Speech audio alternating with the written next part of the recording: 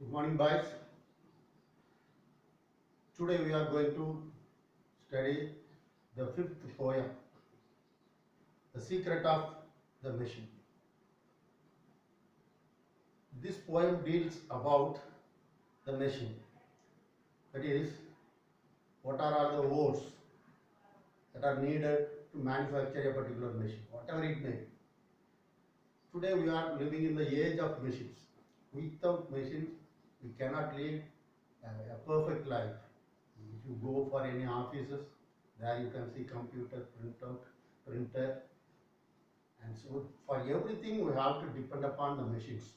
So in this your poem, how are machines manufactured and how they are controlled and how they have become the part and part of our daily routine life. At last, it ends with the conclusion that it is just a creation. Though it controls the entire world, it cannot go beyond our limit. It is just a creation created by a human being, the brain of a human. Now, let us go to the poem. You just turn to the page number 148. 148. The Secret of the Machine. The poet name is Rudyard Kipling. Rudyard Kipling. Now let us know about the author. Page number 149. Rudyard Kipling was born on December 30th in the year 1865 in Bombay, India. So he is a native of India. He was born on 30th December 1865. He was educated in England but returned to India in 1982. So he had his primary level education at England, then he returned to India in the year 1882, that is nearly 17 years. At the age of 17, he returned to Bombay. A decade later, that means after 100 years, at the age of 27, maybe around 27, a decade later, Kipling married Caroline Balestier and settled in Brattleboro, Vermont, in the city Vermont. Vermont means it is situated in USA, அமெரிக்காவில் உள்ள Vermont அப்படிங்கிற சிட்டியில் உள்ள பிராட்டில்போரோங்கிற ஒரு பெரிய village அங்கே settle ஆயிட்டார். There he wrote the Jungle Book. The book Jungle Book. Jungle Bookங்கிற புக்கை எழுதினாரு. எந்த வருஷம்னா 1894. Nearly at the age of 29. 29வது வயசுலேயே ஜங்கிள் புக் அப்படிங்கிற ஒரு புக் எழுதினாரு. Among a host of other works that made him hugely successful, he had written so many books, and among them the Jungle Book was a famous one. Kipling was the recipient of the 1907 Nobel Prize in Literature. He was awarded the Nobel Prize for Literature in the year 1907. 1907வது வருஷத்துல லிட்ரேச்சருக்காக Nobel பரிசு விட்டார். நம்ம இந்தியாவில் இன்னொருத்தர் யாருன்னா Rabindranath Tagore. He was also awarded the Nobel Prize for Literature. He died in the year 1936. 1936ல மரிச்சு போறார். அப்போ at the age of maybe 71, 71 வயசுல மரித்து போய்விட்டார். Now let us go to the poem. Some preface about the poem. Page number 140. The poem deals with the problem of modern technology and automation. This poem deals about the problem of modern technology and automation. இல்லையா, தானாகவே செயல்படக்கூடிய இயந்திரங்களில் இருக்கக்கூடிய பிரச்சனைகளை இது ஆராயுது. In the beginning, the reader gets informed about how machines are produced and what kind of treatment they need. At the first two stanzas, The poem deals about how the machines are manufactured and what are all the treatment that should undergo. ஒரு machine தயாரிக்கணும்னா முதல்ல எங்க இருந்து அதுக்கு material கிடைக்குது, அது இந்த மெட்டீரியலை என்னெல்லாம் பண்றாங்க அப்படிங்கிறது, அது ஒரு மிஷினை ப்ரொடியூஸ் பண்றதுக்கு என்னென்ன ட்ரீட்மெண்ட்ஸ்லாம் தேவைப்படுது அப்படிங்கிறத பிகினிங்ல சொல்றேன். Afterwards, the machine explain how they can serve humanity. Then the middle part, the poem deals about the benefits or how they serve to the human being.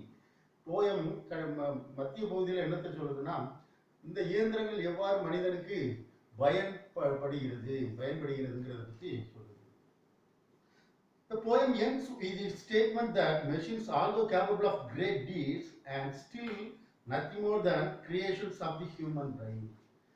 At final, the poem concludes that whatever may be, how the achievement of machines may be, என்னதான் machines எவ்வளவுதான் செஞ்சாலும் they cannot go beyond our human brain because they are the children of human brain. They are the creations of human brain. இல்லையா, மனித மூளையினால் உருவாக்கப்பட்ட ஒன்று தான். அதனால மனிதனுக்கும் அதிகமாக எந்த மிஷினும் போய்விட முடியாது அப்படிங்கிறத கன்க்ளூட் பண்ணு கடைசியா. Now let's go to the poem. We were taken from the orbed and mine. We were melted in the furnace and pit. We were cast and wrought and hammered to design. We were cut and filed and tooled and gauged to fit.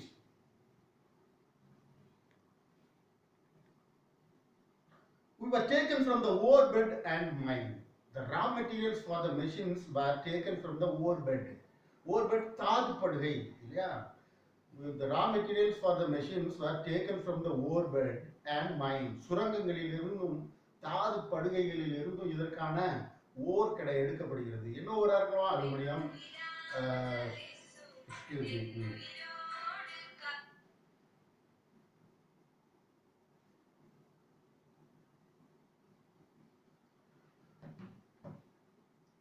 So maybe iron, aluminum, copper. These are all the major ore for machines. Machines செய்யறதுக்கு இரும்பு, தாமிரம், aluminium இது மாதிரி தாதுக்கள் தேவைப்படுது, elements தேவைப்படுது, metals தேவைப்படுது. So all these metals, even siliconum தேவைப்படுது. All these metals were taken from the ore bed. That is from the ground. From mine, சுரங்கங்கள் தோண்டி அதுல இருந்து தான் இரும்பு, காப்பர் எல்லாமே பிரிச்சு எடுக்க முடியும். So this poem is written in such a way that the machine speaks. ஒரு இயந்திரம் பேசுற மாதிரி இந்த போயம் வடிவமைக்கப்பட்டுள்ளது. முதல்ல we were taken from the ore bed and mine. சுரங்கங்களிலிருந்தும் தாது படுகைகளிலிருந்தும் நாங்கள் எடுக்கப்படுகிறோம். We were melted in furnace and pit. Then the ores were melted in the furnace, an enclosed structure in which material is heated to very high temperature. Furnace, an enclosed structure in which material is heated to very high temperature. So from the ore bed, the ore is taken and it is melted in the furnace. Furnace means in Tamil nothing but ulai. இல்லையா, அதிக வெப்பத்தில் உருக்கப்படுவதற்காக வடிவமைக்கப்பட்ட ஒரு உலை furnace. இல்லையா, இரும்பை வந்து நேராக பூமிக்கு கீழே இரும்பாவே எடுத்துட மாட்டாங்க. அது மணல், களிமண் எல்லாத்தோடு சேர்ந்து இருக்கும். So it will be melted in the furnace and then separated. அப்போ உலையில் அதை விட்டு நன்றாக ஹீட் பண்ணி அதிலிருந்து பிரித்தெடுக்கப்படுகிறது. So you are melted in the furnace and pit. குழிகளிலும் உலைகளிலும் உருக்கப்படுகிறோம். Then we were cast and wrought and hammered to design. We were cast and wrought. Wrought means beaten out of shape by hammering. எடுக்கப்பட்ட இரும்ப beaten out of shape by hammering. இல்லையா, சுத்தியல் அல்லட்டா சம்மட்டி கொண்டு நன்றாக அடிச்சு தனக்கு தேவையான வடிவத்தில் அதை வடிவமைக்கப்படுகிறது. We were cast and wrought and hammered to design.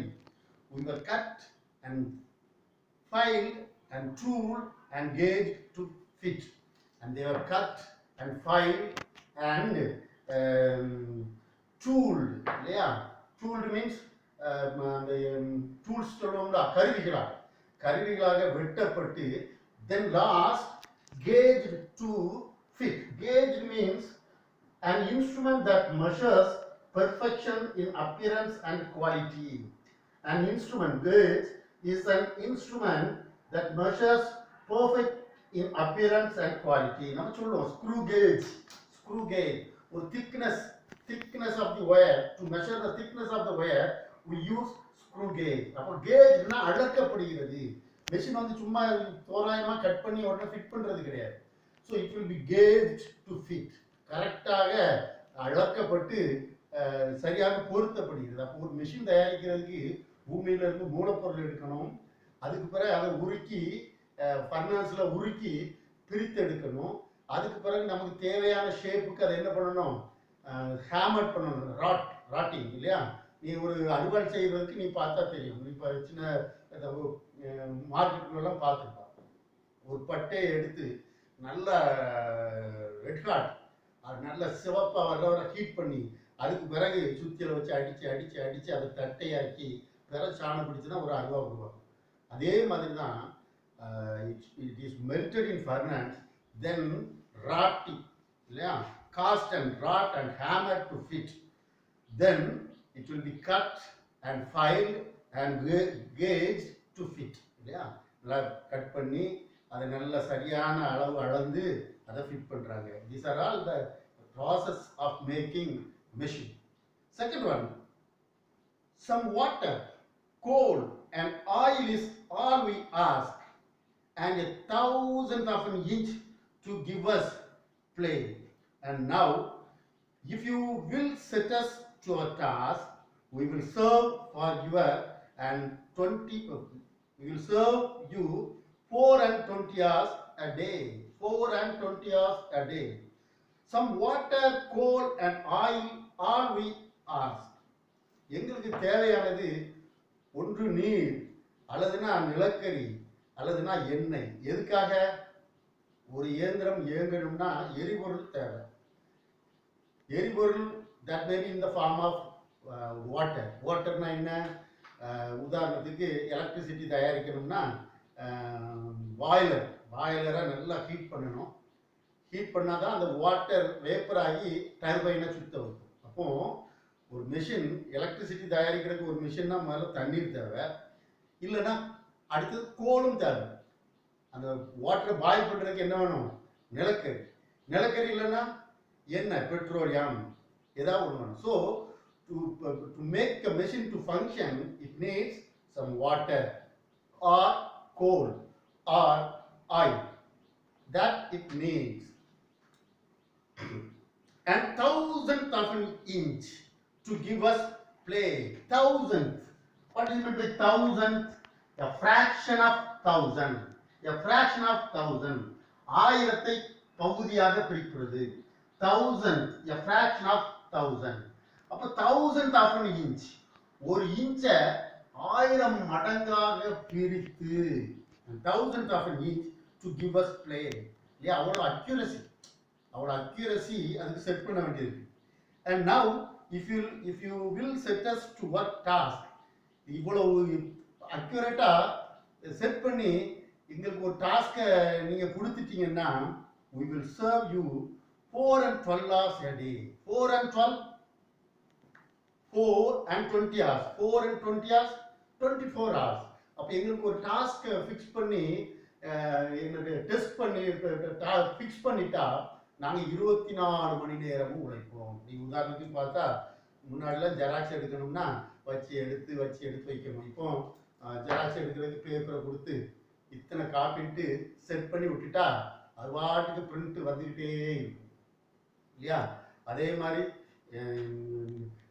Thermal power ப்ராஜெக்டாக இருக்கட்டும், அட்டாமிக் பவர் ப்ராஜெக்டாக இருக்கட்டும், எதெல்லாம் இருந்தாலும் மெஷின்ஸை செட் பண்ண வேண்டியதான். கம்ப்யூட்டரை வச்சு செட் பண்ணிட்டா போதும், அது வாட்டுக்கு அது ஃபங்க்ஷன் ஆகிட்டு இருக்கும். இதைத்தான் அந்த மிஷின் சொல்லுது. எங்களை நீங்கள் அக்யூரேட்டாக 1,000th of an inch அந்த அளவுக்கு அக்யூரேட்டாக எங்களுக்கு டாஸ்கை செட் பண்ணி வச்சுட்டா, we will work 24 hours a day. ஒரு நாளைக்கு 24 மணி நேரம் தான். ஒரு நாளைக்கு 24 மணி நேரம் மீன்ஸ் ஒரு நாள் முழுவதுமாக நாங்கள் உழைப்போம். That is the speciality of machine. Then the third stanza, we can pull and haul and push and lift and drive. We can print, we can plow and weave and heat and light. என்னெல்லாம் கொடுக்கணுமா? எங்களால் இழுக்க முடியும். ஹால்னாலும் same meaning தான். எங்களால் இழுக்க முடியும், அதே மாதிரி தள்ள முடியும், அதே மாதிரி தூக்க முடியும், அதே மாதிரி ஓட்ட முடியும், ட்ரைவ் பண்ண முடியும், பிரிண்ட் எடுக்க முடியும், உழுதல் ப்ளவிங் மீன்ஸ் ஏர் உழுதல் போடலாம். அதுவும் இந்த இயந்திரம் தான் செய்யுது. இப்போ நான் சொல்கிற எதுவுமே இப்போ மனுஷன் செய்கிறதே கிடையாது. நீ முன்னாடிலாம் பிரிண்டிங் ப்ரெஸ் போனால் உட்காந்து அச்சு கோர்த்துக்கிட்டு இருப்பாங்க. ஒவ்வொரு தடவையும் அந்த லீவரை மாற்றி மாற்றி பண்ணால் தான் பிரிண்ட் விடும். இப்போ அப்படி கிடையாது. கம்ப்யூட்டரில் எல்லாத்தையும் செட் பண்ணி போட்டு விட்டோம்னா 1,00,000 காப்பினாலும் பிரிண்ட் ஆகிக்கிட்டே இருக்கு. அது மாதிரி கிராமங்களில் முன்னாடி மாதிரி மாட்டை பூட்டி நம்ம இப்போ ஏர் விடுறது கிடையாது, எல்லாம் டிராக்டர் தான் இல்லையா? So we can print and plough and weave. அதே மாதிரி நெய்கிறது இல்லையா? திருப்பூர் இதெல்லாம் பனியன் ஃபேக்ட்ரி அதெல்லாம் பார்த்தா யாருமே உட்கார்ந்து பண்ணிட்டு இருக்க மாட்டாங்க, மிஷின் தான் ஓடிக்கிட்டே இருக்கும். ஒரு மனிதன் உட்கார்ந்து செய்கிறத ஒரு மிஷின் வந்து பல 100 மடங்கு அதிகமாக செஞ்சிடும். we can heat இல்லையா? அதுவும் மிஷின்ஸ் தான். லைட்னா ஒளி கொடுக்கிறது. So everything is only by the usage of machines. அடுத்த லைன் பார், third line, we can run, race and swim and fly and dive. மிஷின்ஸால எல்லாமே முடியும் இல்லையா? வண்டி ஓட்ட முடியும், ஸ்விம் பண்ண முடியும், ஃப்ளை பண்ண முடியும் அண்ட் டைவ். ஏரோப்ளைன்லாம் பார்த்தா தெரியும், அப்படியே அந்த ரங்கத்தில் பல குட்டிக்காரன் அடிக்கும் இல்லையா? ஸோ பறக்கிறதுலேருந்து குட்டிக்காரனும் அடிக்கிறது வர எல்லாமே மிஷின்ஸ் தான். எங்களால் எதுவும் செய்ய முடியும். we can see and hear and count and read and write. மிஷின்ஸால் பார்க்க முடியும். இப்போ நம்ம ரோபோ பார்த்துருக்கோம், மனிதன் அதே அடையாளம் கண்டுபிடிச்சிடும். அண்ட் ஹியர் நம்ம பேசுறதுக்கு அது பதில் செய்யும். So the machines can hear and count. ரூபாய் நோட்டுகள்னாலும் சரி எதனால எண்ண முடியும் இல்லையா? பேங்க்லாம் இப்போ உட்காந்து கையை வச்சு என்னாலும் முதல் கடைசியில் எதை செக் பண்ணுறது எதில் தான் போட்டு செக் பண்ணுறான்?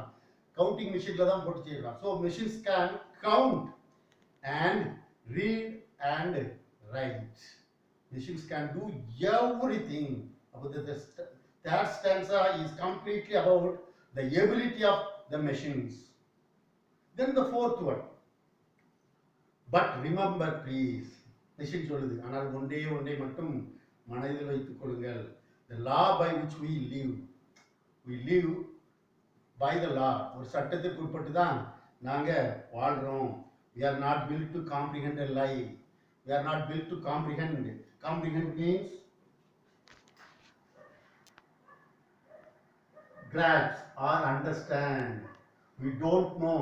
Grasp or understand. Comprehend, grasp or understand.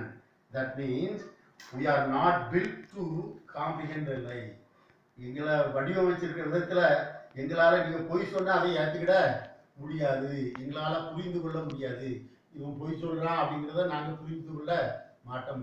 because we are built on such a way. நாங்கள் அந்த அளவில் வடிவமைக்கப்பட்டுள்ளோம். we can neither love or nor pity nor forgive.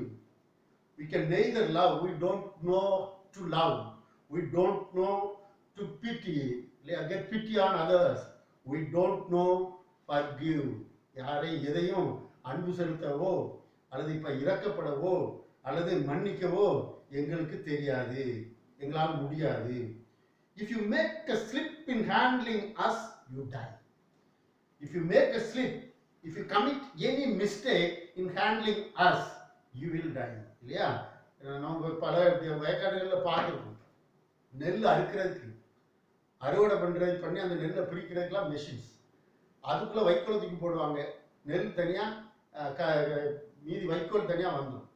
அப்போ அதில் தவறுதலாக கையைக்குள்ளே விட்டுட்டோம்னா உடனே கை துண்டாகும். அதைத்தான் மிஷின் சொல்லுது. நீ எங்களை ஹேண்டில் பண்ணும்போது பத்திரமாக பண்ணணும். ஒரு சிறு தவறு விளைவித்தால் கூட யூ வில் டை இல்லையா? பெரிய ராக்கெட்டை வச்சு போயிட்டு வராங்க. நமக்கு தெரியும், நம்ம இந்திய விண்வெளி வீராங்கனை கல்பனா சாவ்லா ஸ்பேஸில் தங்கி இருந்துட்டு ரிட்டன் வந்துகிட்டு இருக்காங்க. ராக்கெட் வருது, பேரண்ட் எல்லாருமே அவளோட காத்துக்கிட்டு இருக்காங்க. ஆனால் பூமிக்குள்ள வரவும் ஒரு சின்ன பதிச்சிருந்த சோலார் தகடு அதுல இருந்து கலந்துட்டு a small mistake committed by the scientists, entire crew. அதில் விண்வெளிக்கு போயிட்டு திரும்ப எல்லாருமே கண்ணு முன்னாடியே ஆகாயத்தில் கருகி விழுந்தாங்க. So even a small mistake, if you slip a little bit, then you will die. அப்போ மெஷின்ஸுக்கு தெரியாது, ஐயோ பாவம் நல்ல மக்கள் உள்ள இருக்காங்க, எப்படியாவது கொண்டு போய் தரையிறக்கிறோன்னு மிஷினுக்கு தெரியுமா? they don't know to love, they don't know to pity, they don't know to forgive. So even a small mistake that may lead to the death of human being. அதைத்தான் சொல்லுது. எனக்கு அவ்வளவு பரப்பேன், எழுதுவேன், பிரிண்ட் அவுட் எடுப்பேன், எல்லாமும் தெரியும். ஆனால் ஒன்று தெரிஞ்சுக்க, நாங்கள் சட்டத்தின்படி வடிவமைக்கப்பட்டுள்ளோம். அதனால எங்களுக்கு அன்புனா என்னன்னு தெரியாது, இறக்கம்னா என்னன்னு தெரியாது, மன்னித்தல்னா என்னன்னு தெரியாது. நீ சின்ன மிஸ்டேக் பண்ணா கூட அது உன்னுடைய மரணமாகத்தான் இருக்கும். Though our smoke may hide the heavens from your eyes, since the factory contains so many machineries. From the factories, the waste smokes may come out. So the smokes emitted by the machines that may hide the heaven, that may hide the sky. இல்லையா? அந்த புகை நீ கண்ணால் பார்க்கிற இது மோட்சத்தை மறைக்கலாம், வானத்தை மறைக்கலாம். It will vanish and stars will shine again. எங்களால் வெளியேற்றப்பட்ட புகை, it will vanish. Vanish means disappear. Vanish, disappear suddenly or completely. It will vanish suddenly, immediately. Vanish, disappear suddenly and complete. So the smokes emitted by the machines may hide the heaven from your eyes, but it is not a permanent one. The smoke emitted by us may hide the heaven from your eyes, but it is not a permanent one. It will vanish immediately, it will disappear immediately. So when the smoke that had hidden the sky vanishes, automatically the stars will shine. இல்லையா? மேகக்கூட்டம் இருக்கிறதுனால மேகக்கூட்டம் பெர்மனண்டாக இருக்கும், ஸ்டாரே தெரியாமல் போயிடுறது கிடையாது. அப்போ மெஷின்ஸால உருவாக்கப்படக்கூடிய smoke அது நிரந்தரமானதல்ல, சீக்கிரமே அது விலகி வானத்தில் உள்ள நட்சத்திரங்கள் தெரிந்துவிடும். Because for all our power and weight and size, ஏனென்றால் எங்களுடைய வலிமை, எங்களுடைய எடை, எங்களுடைய வடிவம், இல்லையா, உருவம், we are nothing more than children of your brain. எங்களுடைய திறமைகள் எல்லாமே ஒன்றும் பெரிய காரியம் இல்லை. Because the machines are the creations of the human brain. So the machines are the children of human brain. நம்முடைய மூளைகள் பெற்று போட்ட பிள்ளைகள் தான் மெஷின்ஸ். மெஷின்ஸ் பெருசு பெருசு, அது மனித சக்தி மிஞ்சினது நினைப்போம், இல்லை. ஏன்னா மனிதனால் உருவாக்கப்பட்டது தான் மெஷின்ஸ். அதனால மெஷின்ஸ் எப்பொழுதும் மனிதனை விட பெரிய ஒரு படைப்பாக வந்தது கிடையாது. இப்படி யார் சொல்றா? அந்த மெஷினே சொல்ற மாதிரி இந்த போயம் எழுதப்பட்டுள்ளது. Okay boys, with this I would like to close this session. Let us see in the next Tuesday. Until then, I want to wish you all a happy Pongal. நல்லா சந்தோஷமா பொங்கலை கொண்டாடு. கருநாள் அன்னைக்கு எல்லாரும் குடும்பமாக வெளியெல்லாம் போகிற பழக்கம் உண்டு. அப்படி வெளியே போனால் அமைதியாக உட்காந்துட்டு போயிட்டு உடனே வந்துடணும். தெரியாத இடங்களில், தெரியாத ஊர்களில், தெரியாத நீர்நிலைகளில் இறங்கி குடிக்காது. ஏன்னா மழைக்காலம், எல்லா ஆறுகளில் எல்லா இதுலேயுமே தண்ணீர் அதிகமாக இருக்குது. தெரிஞ்ச இடங்கள்லையே மணலுக்காக அல்லது குழிகளில் பல கொடுத்து நம்ம சோகமான காரியங்களை பார்ப்போம். அதனால் you can enjoy, but within a limit. வெளி இடங்களில் இந்த நேரத்தில் நீர்நிலைகளில் இறங்கி குளிக்கிறத தவிர்த்துக்கொள். See you, bye. Wish you all a happy Pongal once again. Thank you.